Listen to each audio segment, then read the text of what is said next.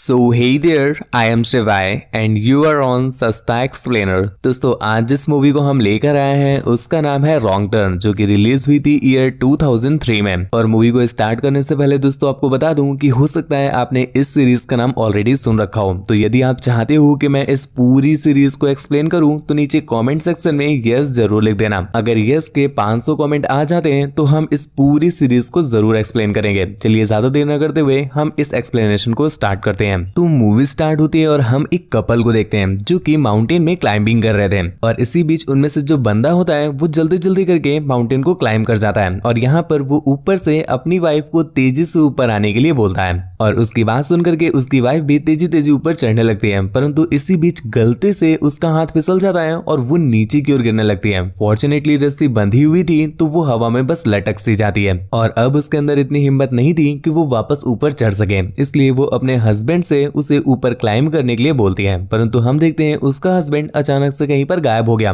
वो बार बार उसे आवाज भी देती है परंतु वो कोई रिप्लाई ही नहीं करता। इसी बीच उसका थोड़ा सा हाथ दिखाई देता है जिससे कोई पीछे से खींच लेता है। ये देख करके उसकी वाइफ काफी ज्यादा डर जाती है, लेकिन वो कुछ समझ पाती इससे पहले ही कोई उसे भी ऊपर की ओर खींचने लगता है, वो भी बहुत जोरों से। जल्दी जल्दी करके वो किसी तरह से अपनी रस्सी को काटती है और सीधा नीचे आकर गिरी। नीचे वो अपने ही हस्बैंड की बॉडी को पाती है। ये देख करके वो काफी ज्यादा डर गई और जोरों से भागती है अपनी कार की तरफ, लेकिन भागते भागते उसका पैर एक कटीले तारों पर पड़ जाता है, जिस वजह से वो गिर गई और तभी कोई उसे पीछे से खींच लेता है, और उसकी चीखों के साथ ही सीन यहीं पर कट हो गया। और इसके बाद सीन स्विच हुआ कुछ दिनों के बाद, और यहाँ पर हमें दिखाया जाता है कि शहर की तरफ जाने वाले रास्ते की जो गाड़ियां होती हैं वो चोरी हो रही हैं। अब वो कहाँ जा रही हैं, किसके पास जा रही हैं, किसी को भी कुछ नहीं पता। और यहीं पर हमें एक बंदा दिखाया जाता है कैरिस, जो कि अपने ऑफिस जाना चाहता है, परंतु ट्रैफिक इतना ज्यादा है कि वो जा ही नहीं पा रहा। पूछने पर उससे पता चला कि आगे कोई ट्रक पलट गया है, जिस वजह से ये ट्रैफिक काफी घंटों तक नहीं हटेगा।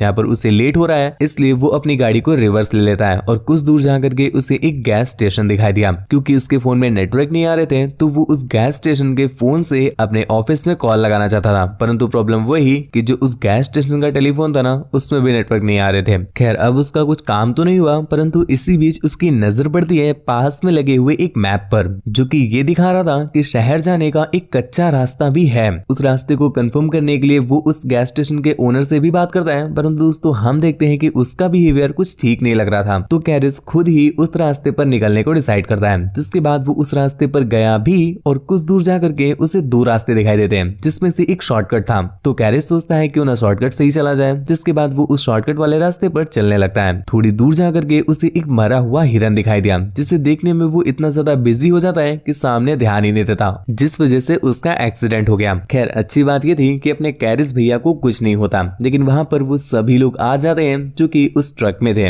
अपने कैरिस भैया उनसे पूछते भी हैं कि तुम लोगों ने अपना ट्रक बीच रोड में क्यों लगा रखा है, जिस पर वो लोग अपनी सफाई देते हुए कहते हैं कि हम लोगों ने ध्यान नहीं दिया, यहाँ पर एक कटीली तार पड़ी हुई थी, जिस वजह से हमारी गाड़ी का टायर उसमें फंस गया और वो अब ब्लास्ट हो गया है। फिलहाल हम लोग ये सोच रहे हैं कि आखिर मदद यहाँ पर लाई कैसे जाए, क्योंकि फोन के नेटवर्क तो आ नहीं रहे और आसपास कोई है भी नहीं। अब यहाँ पर कैरिस की कार भी खराब हो चुकी है, तो वो भी उनके साथ हो जाता है ताकि वो सभी मिलकर के मदद ला सके। हालांकि वो सभी लोग जाते भी हैं, परंतु वो अपने पीछे दो लोगों को छोड़ जाते हैं जो कि उनकी गाड़ियों का ध्यान रखेंगे। आगे जाते जाते उन्हें कुछ जानवरों की डेड बॉडीज मिलती हैं, जिन्हें देख करके ऐसा लग रहा था मानो किसी ने उन्हें कुचल करके मारा हो। कुछ दूर और जाने पर उन्हें कुछ गाड़ियों के चलते हुए टायर्स दिखाई दिए, जिन्हें देख करके साफ साफ पता चल रहा था कि इन्हें अभी थोड़ी देर पहले ही चला गया, अर्थात इनके आसपास कोई और भी है। ये चीज उन्हें काफी अजीब तो लगती है, परंतु वो इसे इग्नोर करके अपनी हेल्प के लिए आगे चले जाते हैं। यहाँ पर दूसरी तरफ हम उन दोनों को देखते हैं जिन्हें पास की झाड़ियों से कुछ अजीब सा सुनाई देने लगता है, जिसमें से वो बंदा ये डिसाइड करता है कि वो उस झाड़ी में जाकर देखेगा कि आखिर वहां पर है क्या।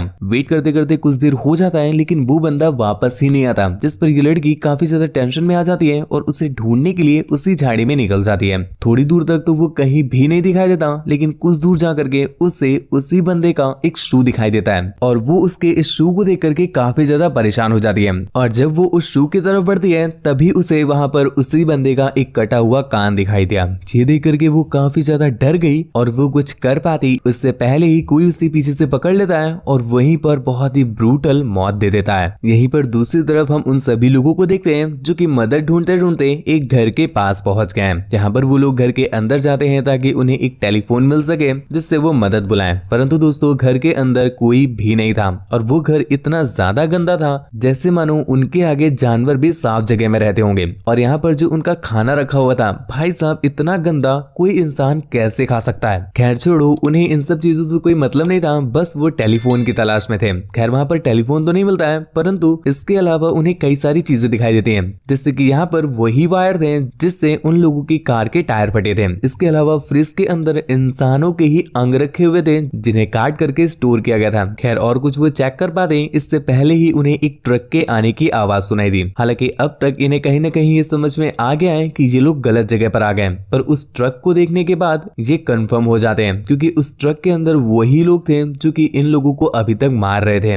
बात की जाए इनके पहचान की तो दोस्तों ये कैनिबल्स हैं जो कि इंसानों का मांस खाते हैं। और बात की जाए इनकी संख्या की तो ये कुल 3 है। और जस्ट अभी अभी जिस लड़की का शिकार करके ये आए हैं उसे ही टेबल पर रख करके उसे फाड़ते हैं और उसकी बॉडी का एक एक पार्ट बहुत ही चाव से खाकर सो जाते हैं। दूसरी तरफ हम देखते हैं इन सभी लोगों को जो कि ऐसी घिनौनी स्थिति को देख करके काफी ज्यादा डर में हैं, लेकिन किसी तरह से खुद को कंट्रोल करते हैं और इनके सोने के बाद वहां से निकलने की कोशिश करते हैं और ये कामयाब हो भी जाते हैं। अगर उनमें से एक कैनिबल सो करके ना जागा होता, उसने इन्हें भागते हुए देख लिया, जिसके बाद सभी कैनिबल्स इन्हें ढूंढने में लग जाते हैं। कुछ दूर जाकर के इन्हें समझ में आ जाता है कि अगर ये पैदल भागे तो कभी भी इस जंगल से बाहर नहीं निकल सकते। तो ये डिसाइड करते हैं कि ये उन्हीं कैनिबल्स का ट्रक चुरा लेंगे और इसके लिए वो एक ट्रिक का यूज करते हैं जिसमें अपना कैरिस उनका ध्यान भटकाने के लिए उन्हें अपनी तरफ आकर्षित करेगा और बाकी के सभी लोग उसका ट्रक लेकर के भाग जाएंगे। इस ट्रिक को परफॉर्म करने के लिए अपना कैरिस मैदान में उतरा भी, परंतु वो लोग उसके पैर को शूट करके उसे गिरा देते हैं। यहाँ पर दूसरी तरफ जो एक बंदा था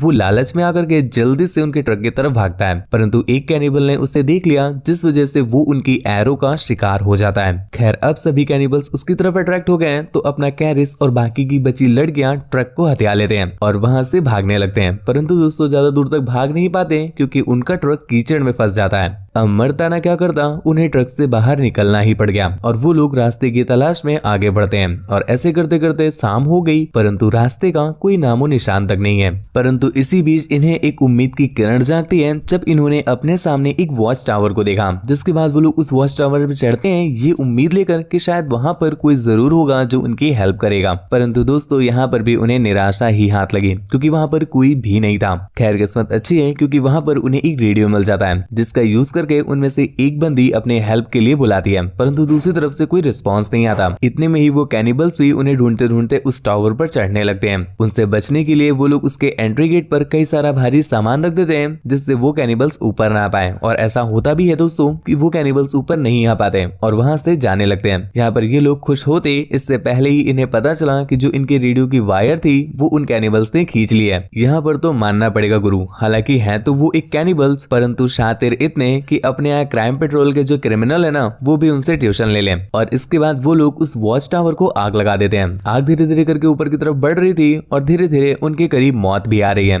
मौत से बचने के लिए वो सभी लोग उस वॉच टावर की खिड़की तोड़ करके एक पेड़ की तरफ कूद जाते हैं और उन्हें कूदते हुए वो कैनिबल्स देख लेते हैं। वो लोग अपनी जान बचाने के लिए एक पेड़ से दूसरे पेड़ पर कूदने लगते हैं, लेकिन अनफॉर्चुनेटली एक बंदी उनके हाथ लग जाती है और वो लोग अपनी एक्स से उसके मुंह को फाड़ देते हैं। उनकी इस लड़ाई को होते होते सुबह हो जाती है और यहाँ पर हम एक पुलिस कार को आते हुए देखते हैं जो कि शायद उसी रेडियो की हेल्प से आई थी और अपना कैरिस उससे हेल्प मांग पाता इससे पहले ही एक एरो उसकी आंख में लगता है जो कि आंख से सर को भेद देता है। मतलब उस पुलिस ऑफिसर की वहीं पर डेथ हो गई और अब कैनिबल कैरिस की तलाश कर रहे हैं, परंतु दोस्तों कैरिस उनके हाथ नहीं लगता और अनफॉर्चुनेटली वो बंदी उनके हाथ लग जाती है, जिसके बाद वो लोग उसे अपने घर में ला करके बांध देते हैं और अब यही है उनका अगला नाश्ता। परंतु वो लोग उसे काट पाते हैं इससे पहले ही उन्हें एक गाड़ी का बहुत जोरों से शोर सुनाई देता है जो कि उनकी तरफ ही आ रही थी। यहाँ पर हम देखते हैं वो कार कोई और कार नहीं बल्कि उस पुलिस ऑफिसर की कार थी और उस कार को कोई और नहीं बल्कि अपना ही कैरिस चला रहा था जो कि उस कार को फुल स्पीड से उनके घर के अंदर डाल देता है, जिस वजह से उनमें से एक कैनिबल की डेथ उसके नीचे आ जाने से हो जाती है और दूसरे कैनिबल को वो खुद ही अपने हाथों से मार देता है। अब बचा तीसरा कैनिबल जो कि उस पर अटैक कर देता है तब जब कैरिस उस बंदी को छुड़ा रहा था, लेकिन यहाँ पर वो बंदी अपनी सूझबूझ पूछते किसी तरह से उस कैनिबल को मार देती है, जिसके बाद ये दोनों फाइनली अब आजाद हो चुके हैं और उस घर से बाहर आ जाते हैं। लेकिन अभी भी इन्हें डर था कहीं ऐसा ना हो कि वो फिर से उनकी जान ले लें, तो वो लोग उस घर को ही उड़ाने का डिसाइड करते हैं, जिसमें वो हेल्प लेते हैं उस पुलिस कार की जिसके अंदर फ्यूल भरा हुआ था। तो वो लोग उस फ्यूल को टारगेट बनाते हुए उसे ब्लास्ट करते हैं, जिससे पूरा का पूरा घर ही एक्सप्लोज हो जाता है और फाइनली अब इन दोनों की जान सेफ है।